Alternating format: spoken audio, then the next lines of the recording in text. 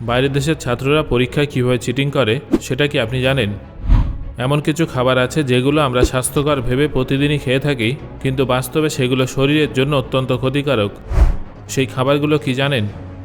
হাতের লেখা দেখে নকল ডাক্তার ধরার ঘটনাটা কি আপনারা শুনেছেন?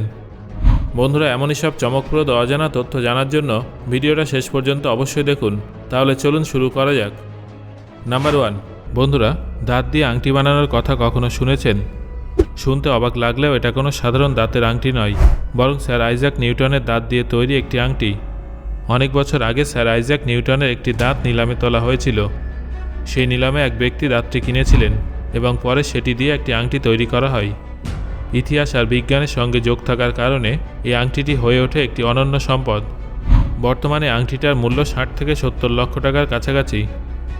নাম্বার 2, বন্ধুরা, এই কথাটাতে আপনারাও নিশ্চয়ই আমার সঙ্গে সহমত হবেন যে বেশিরভাগ ডাক্তারদের হাতের লেখা খুব একটা পরিষ্কার হয় না। অনেক সময় সেই লেখা বুঝতে রোগী এবং ফার্মাসিস্ট দুজনকেই সমস্যায় পড়তে হয়। তবে এবার যে ঘটনা সামনে এসেছে সেটা শুনলে আপনারা অবাক হয়ে যাবেন। গোয়ালিয়রের একজন রোগী ডাক্তারের হাতের লেখা একেবারেই বুঝতে না পারায় পুলিশের কাছে অভিযোগ জানায়। শুরুতে বিষয়টা অনেকের কাছে হাস্যকর মনে হলেও তদন্ত এগোতেই বেরিয়ে আসে চাঞ্চল্যকর সত্য।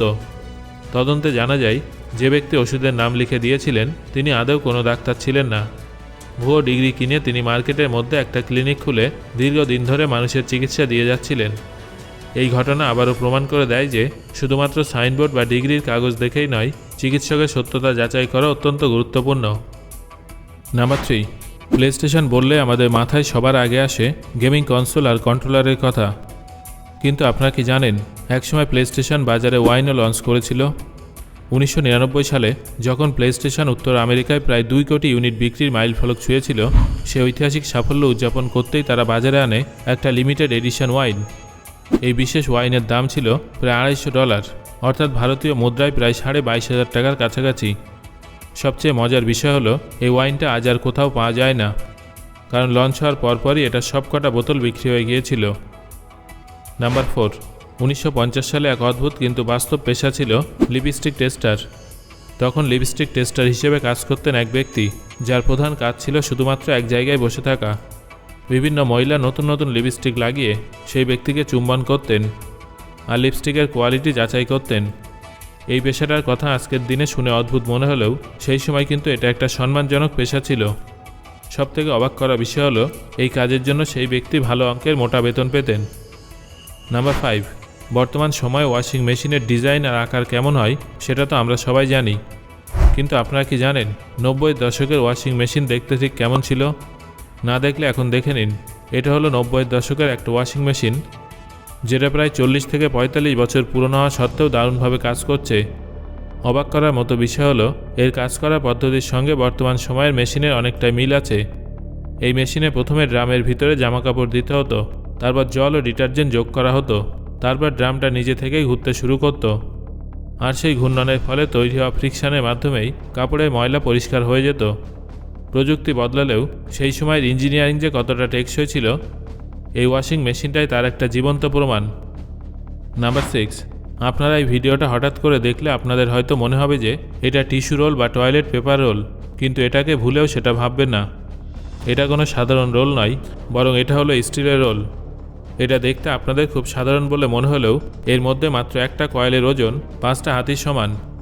আর এই ধরনের প্রায় 7,000 কয়েল একসঙ্গে জাহাজে লোড করা হয়েছে। দেখতে সাধারণ হলেও শিল্প জগতের এই বিশাল কাঠামোগুলো যে কতটা শক্তিশালী আর ভারী সেটা না জানলে বিশ্বাস করাই কঠিন। নাম্বার 7, আমাদের দৈনন্দিন জীবনে এমন কিছু খাবার আছে যেগুলো আমরা প্রতিদিন খাই এবং স্বাস্থ্যকর বলে মনে করি, কিন্তু বাস্তবে সেগুলো অনেক ক্ষেত্রেই শরীরের জন্য ক্ষতিকারক হতে পারে। একটা আর্টিকেল অনুযায়ী প্রতিদিন চা পান করা, বিশেষ করে সকালে ঘুম থেকে উঠে খালি পেটে চা পান করা, কনস্টিপেশন থেকে শুরু করে হজমের সমস্যা পর্যন্ত নানা রকমের শারীরিক জটিলতা তৈরি করতে পারে।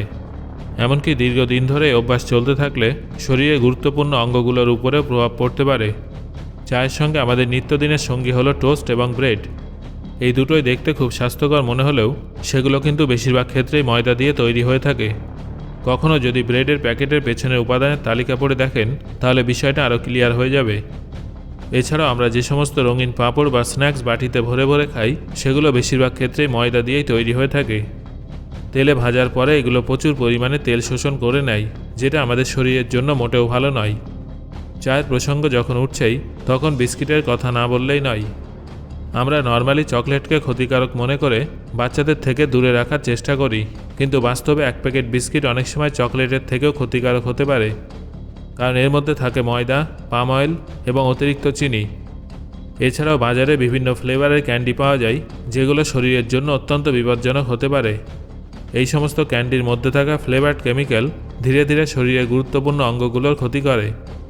দেখতে সাধারণ মনে হলেও প্রতিদিনের এই ছোট ছোট খাবারগুলো অনেক সময় আমাদের অজান্তে বড় ক্ষতির কারণ হয়ে দাঁড়ায়। নাম্বার 8, অনেক মানুষই এমন আছেন যারা ছাত্র অবস্থায় কখনো না কখনো পরীক্ষায় চিটিং করেছেন, যদিও প্রত্যেকের টুকলি করার পদ্ধতি আলাদা আলাদা হয়ে থাকে। ছোটবেলায় অনেকেই মেধাবী বন্ধুদের পড়াশোনার উপরে নির্ভর করত, আবার কেউ কেউ বই থেকে কপি করে নিয়ে যেত। তবে এগুলো মূলত আমাদের দেশের পরিচিত চিত্র, কিন্তু বিশ্বের বিভিন্ন প্রান্তে চিটিং করার পদ্ধতি যে কত রকম হতে পারে সেটা জানলে আপনারা অবাক হবেন। যেমন এই নেল আর্টটা দেখুন, এটা জাপানে ব্যবহৃত একটা চিটিংয়ের কৌশল, যেখানে নখের উপরে খুব ছোট ছোট করে উত্তর লিখে রাখা হয়। এবার আমেরিকা যুক্তরাষ্ট্রের এই মেয়েটার উদাহরণ দেখুন, যেখানে পোশাক কিংবা শরীরে এমন জায়গায় তথ্য লেখা হয় যেটা সহজে কারোর নজরে আসে না। এই তালিকায় চীন বাদ যায় কীভাবে? একবার এই পেনটা ভালো করে লক্ষ্য করুন। বাইরে থেকে একেবারেই সাধারণ মনে হলেও ভেতরে পুরো উত্তর লেখা আছে। এমনকি কেউ কেউ বোতলের লেবেল বা কাগজে স্যাম্পেল প্রশ্নপত্র প্রিন্ট করে রাখে। দেশ আলাদা হলেও পরীক্ষায় চিটিং করার কৌশল যে মানুষের কল্পনা শক্তির সীমা ছাড়িয়ে যায়, এই উদাহরণগুলো সেটাই প্রমাণ করে। নাম্বার 9, বন্ধুরা এই ভিডিওটা মনোযোগ দিয়ে দেখুন। লক্ষ্য করবেন কিভাবে একটা সামুদ্রিক কচ্ছপ তার মুখ থেকে খাবার ফেলে দিচ্ছে। হয়তো খাবারটার স্বাদ তার টেস্ট বাডে পছন্দ হয়নি। এক্সপার্টদের মতে কিছু কিছু সামুদ্রিক কচ্ছপ তাদের খাবার বাছাই করার ক্ষেত্রে সত্যি একটু বেশি চুজি হয়ে থাকে। তারা সমস্ত ধরনের খাবার খায় না এবং পছন্দ না হলে তার সঙ্গে সঙ্গে ফেলে দেয়। এই ভিডিওতে সেই আচরণটা স্পষ্টভাবে ফুটে উঠছে, যা দেখলে বোঝা যায় বন্য প্রাণীরাও খাবারের ব্যাপারে নিজেদের পছন্দ অপছন্দ প্রকাশ করতে পারে। নাম্বার 10, বন্ধুরা আপেল হলো এমন একটা ফল যার অনেক ভ্যারাইটি আছে, যদিও সময়ের সঙ্গে সঙ্গে এর ভ্যারাইটি ক্রমশ কমে যাচ্ছে। কিন্তু টম ব্রাউন নামের একজন ইঞ্জিনিয়ার রয়েছেন, যিনি 25 বছরের মধ্যে 1200-এরও অধিক আপেল ভ্যারাইটি সংরক্ষণ করেছেন এবং সেগুলোকে উধাও হওয়ার হাত থেকে বাঁচিয়েছেন। তিনি এই সমস্ত ধরনের আপেলের প্রজাতি প্রিজার্ভ করে রেখেছেন। ইনস্টাগ্রামের বর্তমান লেআউট কেমন সেটা তো আপনারা নিশ্চয়ই জানেন, কিন্তু ইনস্টাগ্রাম তার সূচনা পর্বে কেমন ছিল সেটা কি আপনারা জানেন? একবার সেই পুরনো ছবিটা দেখে নিন। তখন ইনস্টাগ্রামের লোগো এখনকার মতো রঙিন ছিল না, আর কোনো সেলিব্রিটিও ইনস্টাগ্রাম সম্পর্কে তেমন কিছুই জানতেন না। শুরুর দিকে ইনস্টাগ্রাম ছিল শুধুমাত্র একটা ফটো শেয়ারিং অ্যাপ। তখন সেখানে কেউ অ্যাকাউন্ট খুললেও খুব একটা আগ্রহী ছিল না।